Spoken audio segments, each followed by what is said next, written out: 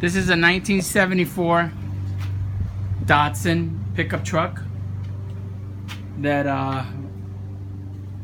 my buddy Rafael has been fixing for about 8 years. He's got tons of money into this thing, and the body work is amazing, completely straight. Brand new rubber on the windshield, brand new glass, sound deadening.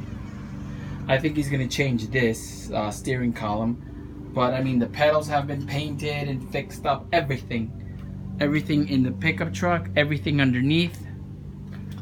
I don't know how much money he spent on it, but holy shit, it's nice. Everything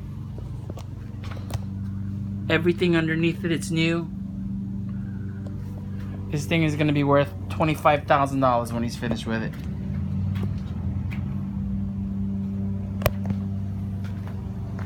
And the engine has been completely rebuilt. Everything in the engine is awesome. And everything he's done by hand, by himself in this little shop, except for the paint job. Look at that.